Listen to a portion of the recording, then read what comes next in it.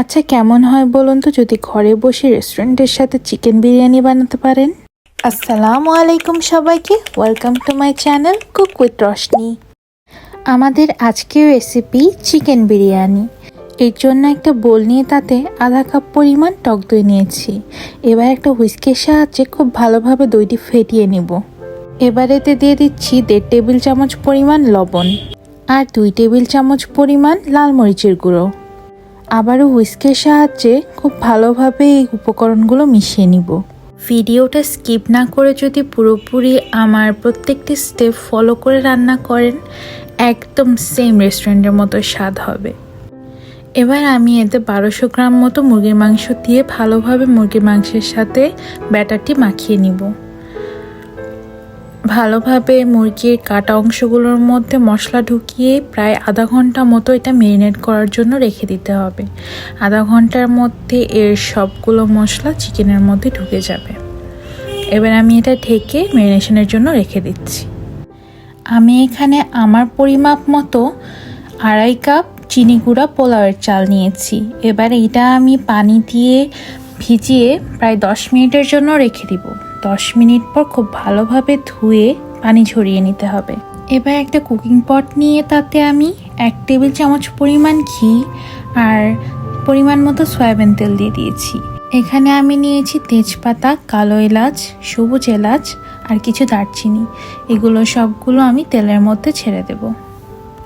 এখন এই সবগুলো মশলা আমি মিডিয়াম আঁচে 1 থেকে 1.5 মিনিটের জন্য খুব ভালোভাবে ভেজে নিব।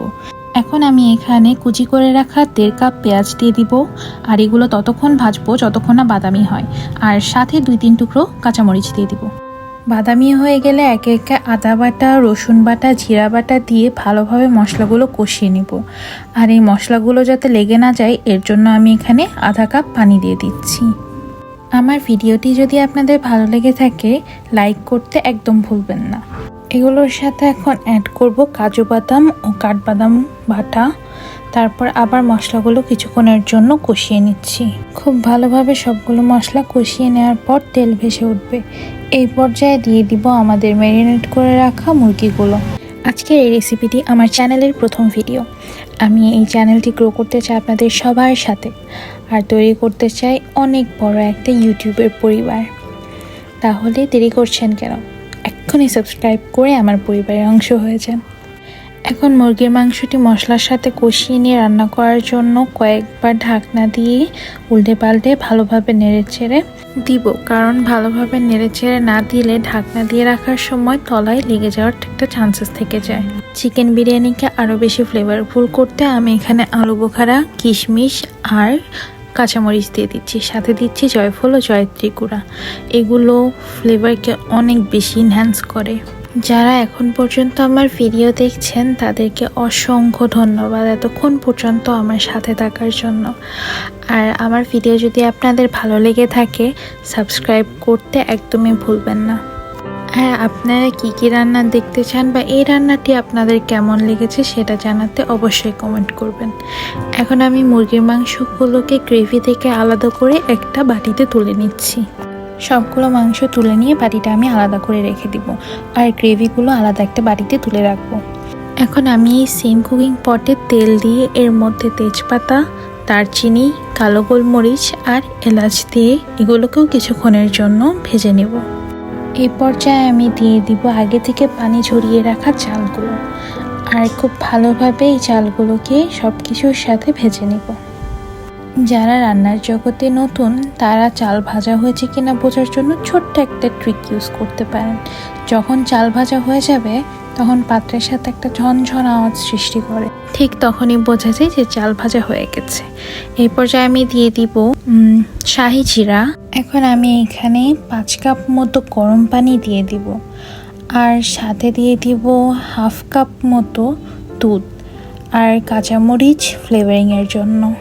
সাথে দিয়ে দিব আমাদের সে আলাদা করে রাখা মুরগির মাংসের গ্রেভি। সব কিছুকে ভালোভাবে চামচ দিয়ে মিশিয়ে নিতে হবে, আর পরিমাণ মতো লবণ দিয়ে দিতে হবে। রেস্টুরেন্টে যে কোনো রান্নায়, বিশেষ করে বিরিয়ানির মধ্যেও চাইনিজের মতো এমএসজি ইউজ করে।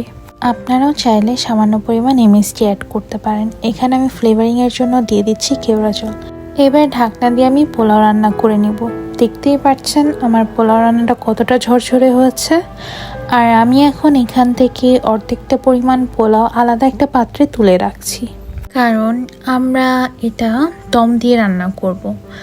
অর্ধেকটা পোলাও তুলে নিয়ে ভালোভাবে সমান করে বিছিয়ে দিব, আর তার মধ্যে দিয়ে দিব আমাদের রান্না করে রাখা চিকেন। যারা আমার রান্না হুবহু ফলো করে বিরিয়ানি রান্না করবেন তারা আমাকে অবশ্যই জানাবেন যে আপনি এবং আপনার পরিবারের সবাই বিরিয়ানির রেসিপিটি কতটা পছন্দ করেছে। আমি আবারও তুলে রাখা পোলাওগুলো দিয়ে ওপরটা ভালোভাবে ঢেকে দেব, যাতে মুরগির মাংসগুলো মাঝখানে থেকে যতটুকু আর সিদ্ধ হওয়ার পুরোপুরি সিদ্ধ হয়ে যায়। আর ওপরে সামান্য ঘি দিয়ে দিব ফ্লেভারের জন্য। এরপর ঢেকে আমি প্রায় আধা ঘন্টা থেকে 1 ঘন্টা মতো দমে রাখবো।